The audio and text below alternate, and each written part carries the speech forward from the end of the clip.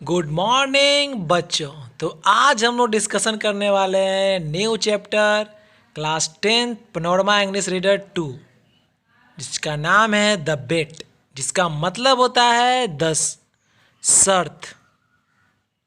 शर्त चैलेंज जो आप किसी से लगाते हो, और अधिकांशतः यही देखा जाता है कि इसका नतीजा हमेशा बुरा ही होता है। आपने महाभारत भी देखा होगा, जहाँ पर दुर्योधन और युधिष्ठिर के बीच में शर्त लगा, जहाँ युधिष्ठिर अपना सारा साम्राज्य हार गया, यहाँ तक कि अपनी बीवी को भी हार गया था। तो शर्त मतलब खतरनाक ही होता है, इससे हमेशा बचना ही चाहिए। ठीक है, तो आज इसी के बारे में डिस्कशन करते हैं कि आखिर इस चैप्टर में है क्या और कैसे जो है ये शर्त कितना खतरनाक बन जाता है। तो चलिए शुरुआत करते हैं इस चैप्टर को, और पहले जानते हैं राइटर के बारे में। Okay, Anton Chekhov, the Russian author Anton Chekhov was born on January 1780 in Taganrog in south Russia on the Azov sea. Anton Chekhov जो है रशियन ऑथर है, और इनका जन्म 17 जनवरी 1860 को हुआ था, साउथ रसिया में। He is among the major short story writer and dramatist in history. वह अपने समय में जाने जाते थे खास तौर पर छोटी कहानियाँ के रूप में, जो वो लिखते थे। छोटी छोटी कहानियाँ लिखना उनको काफ़ी पसंद था, और वे उनमें काफ़ी दिलचस्पी भी दिखाया करते थे।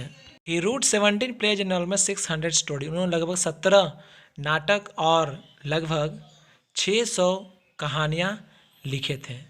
तो आई थिंक उनको कहानियाँ में काफ़ी ज़्यादा दिलचस्पी था, और उनके कहानियों से दिखता भी है। और इस कहानी से पता चल रहा है कि रियली में वो कितने बेहतरीन लेखक में से एक थे। चलिए कहानी की शुरुआत करते हैं। Anton Chekhov the bet is a powerful short story publish in 1889 about a banker and a lawyer. यह कहानी जो 1889 को पब्लिश किया गया था, और इस कहानी में एंटोन चेकोव ने एक बैंकर और एक लॉयर के बीच की वार्तालाप को दिखाया है, जो शर्त में बदल जाता है। दोनों बेट लगाते हैं, और बेट था death penalty versus life in prison. किसी का मत था कि डेथ सबसे बेटर है लाइफ टाइम जेल में रहने से, और किसी का कहना था कि जेल में रहना अच्छा है मृत्युदंड से। In the story each wrestles with the idea of which is better or worse. यही दोनों का विचार था कि कौन अच्छा और कौन बुरा है। And the culmination is twist ending. और अंत में दिखलाई पड़ता है कि रियली में स्टोरी में होता क्या है। तो लास्ट की स्टोरी बहुत ही इंटरेस्टिंग और बिल्कुल मज़ेदार होने वाली है, बिल्कुल फिल्म की तरह। तो इसे ज़रूर सुनिएगा अभी। तो कहानी की शुरुआत कुछ इस प्रकार होती है कि the banker remembering a bet he made nearly 15 years with a lawyer. मतलब 15 साल पहले बैंकर जो शर्त लगाया था लॉयर के साथ, उसे वो याद कर रहा है। The two fell into discussion during a party he was hosting and began to debate whether life in prison और डेथ।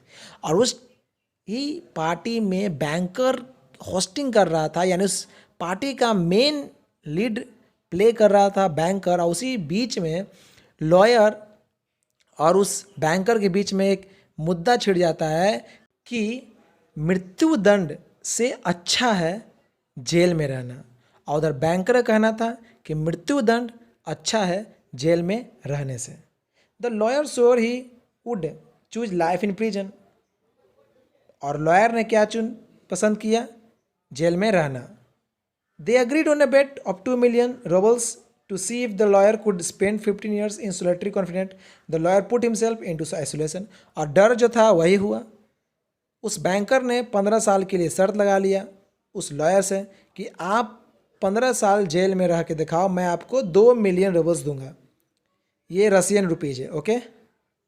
तो और वो जो बैंक लॉयर था उसने भी मान लिया, और उसने क्या कर लिया, अपने आप को आइसोलेट कर लिया। यानी 15 साल तक वो एक ही जगह पर रहेगा बंद। और इस तरह से बेट की शुरुआत होती है। तो चलिए अब देखते हैं कि आखिर ये 15 साल कैसे जो है वो बिताता है, और क्या वो सचमुच इसको पालन कर पाता है, और क्या बैंकर वो 2 million दे पाता है। तो चलिए आगे देखते हैं कि होता क्या है। तो इस तरह दोनों में हो जाती है बेट, लॉयर वर्सेज बैंकर। तो चलिए अब देखते हैं कि आगे होता है क्या। From here we begin to see the transformation of the lawyer. At first he suffers. शुरुआत में जब वह उस आइसोलेशन में गया तो पहले वो बहुत पीड़ित हुआ। ही इज़ डिप्रेस्ड, वह डिप्रेस्ड हो गया, एंड सेवरली लॉनली, और अपने आप को लॉनली महसूस करने लगा, अकेला महसूस करने लगा। This state however gives way to a period of great learning and self reflection. लेकिन इसी बीच में, इसी अंतराल में वो अपने आप को पहचान पाया। We see him studying vigorously. हमने देखा कि वह अधिकांशतः अपने समय पढ़ाई पर दे रहा है। First language, then science, and then a host of other philosophical subject. Science पढ़ रहे हैं and philosophical subject. Overall he reads more than 600 volumes in the span of 4 years। उन्होंने 4 साल तक लगभग 600 वॉल्यूम किताब पढ़ दी। After that he spend his time studying the gospels and other stories of religion. और बाकी समय में उन्होंने क्या किया, अपना समय जो है पढ़ने में और ख़ासकर इतिहास की जानकारी लेने में बिताया। In the last 2 years of his isolation he returns to the science and philosophy. और अंतिम 2 सालों में उन्होंने क्या किया कि फिर से वो साइंस और फिलोसफी पढ़ना शुरू कर दिए। यानी कि उन्होंने अपने पहले के 4 साल पूरी तरह से किताबों को पढ़ने में बिता दिया। From here during the last 2 years of his confident the prisoner read N extraordinary amount quite haphazardly. Now he would apply himself to the natural science, then he would read Byron and Shakespeare. अंतिम के 2 सालों में उन्होंने तो पूर्ण रूप से अपने आप को नेचुरल साइंस की तरह जीना शुरू कर दिया, और बायरोन और शेक्सपियर के महान लेखकों के उन्होंने बुक पढ़ना क्या कर दिया, शुरू कर दिया। Notes used to come from him in which he asked to be sent at the same time a book on chemistry, a textbook of medicine, a novel, and some treatise on philosophy of theology। और इस प्रकार उन्होंने क्या किया, अपने आप को पूर्ण रूप से ऐसे बुक पर लगा दिया जिसे पढ़कर वो बहुत सारे नॉलेज को गेन करने वाले थे। नाउ उन्होंने केमिस्ट्री, मेडिसिन, नॉवेल, न जाने कितने सारे फिलोसफी और थियोलॉजी के बुक पढ़ डाले। He reads as how he were swimming in the sea among broken piece of racket, and his desire to save his life was eagerly grasping on piece after another. उन्होंने ऐसा लगा कि वह एक समुद्र में तैर रहे हैं और वहाँ पर बहुत सारे छोटे छोटे टुकड़े लकड़ियाँ के पड़े हुए हैं, और वो अपने आप को जान बचाने के लिए वो एक लकड़ी को पकड़ दूसरे लकड़ी को पकड़ रहे हैं, दूसरे लकड़ी पकड़ तीसरे लकड़ी को पकड़ रहे हैं, ऐसा कर रहे हैं मानो वो अपने आप को सर्वाइव कर रहे हैं। तो वो समझ गए हैं कि ये लाइफ क्या है, और उन्होंने इसके बाद जो डिसीजन लिया, इसके बाद while this is happening the banker's fortune decline, और बैंकर का भाग जो है वो बदल गया। He realises towards the end of the lawyer's confident that he will be unable to pay the bet if the lawyer triumph and his डेब्ट will completely ruin him. और यह शर्त शायद लगता है कि इस बैंकर को बर्बाद कर दिया, उसके भाग्य को सच में बदल दिया, क्योंकि वह बिल्कुल कर्ज में डूब चुका था, और जो लॉयर था वह अपने शर्त के मुताबिक अब जीतने वाला था। He makes a desperate plan to kill the lawyer so he will not have to pay the डेप्ट। और उसने यही प्लान बनाया कि अब इस लॉयर को मार दिया जाए, क्योंकि वह अब उस शर्त के अनुसार 2 million रूबल देने में असमर्थ था। तो क्या ज़बरदस्त मोड़ आया है। लेकिन यहाँ भी यह ख़त्म नहीं हुआ है, आप आगे ज़रूर पढ़ें और देखें कि आखिर अंत में होता क्या है। However, on his way to carry out his plan, he finds a note written by the lawyer। अपनी योजना के अनुसार जब वो उसे मारने जाता है तो वो पाता है एक नोट, यानी डायरी में लिखे गए कुछ नोट्स थे। In the note the lawyer explain that his time in isolation has change him. और उसमें लिखा गया था कि लॉयर बताता है कि मैं इस आइसोलेशन में रहने के बाद मैं अपने आप को बिल्कुल परिवर्तन सा महसूस कर रहा हूँ। That is the best to renounce his wealth and live simply. और वह यही सीखा है कि धन से अच्छा है सिंपल रूप से अपने आप को रखना। Material goods are fleeting and he now despise them in favour of knowledge. और वह अपने ज्ञान के आधार पर जितने सारे धन हैं उन सब को वो फेक मानता है, बेकार मानता है, और कुछ नहीं है उस ज्ञान के अलावा। Because of his new found belief he wishes to renounce the bet. और अपने नए विश्वास के साथ उसने यही लिखा था कि मैं इस शर्त को ख़त्म करता हूँ। मतलब 15 साल अभी होने में बाकी है। तो देखिए आगे क्या होता है। Banker moved and leaves the lodge weeping. Banker वहाँ से लौटने लगा और उस लॉज को छोड़ कर जाने लगा जहाँ पर उसने लॉयर को रखा था। He is relieved that he does not have to carry out his plan. वह समझ नहीं पा रहा था कि ये हुआ क्या। जिस प्लान के लिए वो गया था वो तो हुआ ही नहीं। Although the lawyer technically won, और इस बार भी लॉयर क्या हो चुका है, वो जीत चुका है। वो बेट भी जीत चुका है और इस बार जो टेक्निकली उसने किया ये भी जीत चुका है। मैं तो बिल्कुल हार चुका हूँ। He could survive 15 years of solitary confident he also lose the bet by renouncing it. और उसने तो 15 साल का ये जो प्रिजन उसने भी काट लिया, और इस तरह जो उन्होंने ये बात लिखा है इसमें भी वो जीत चुका है और मैं बिल्कुल हार चुका हूँ।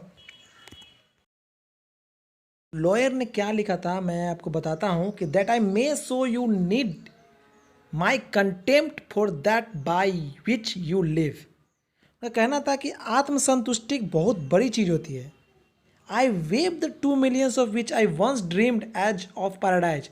मैं एक समय था जब इस 2 million को ही अपना स्वर्ग मान रहा था, परंतु समय के साथ that I may deprive myself of my right to them, I shall come out from here 5 minutes before the stipulated term and thus shall violate the agreement। उसने क्या लिखा उसमें कि मैं 15 साल पूरे होने के ठीक 5 मिनट में पहले यहाँ से निकल जाऊँगा और इस तरह यह शर्त ख़त्म हो जाएगी।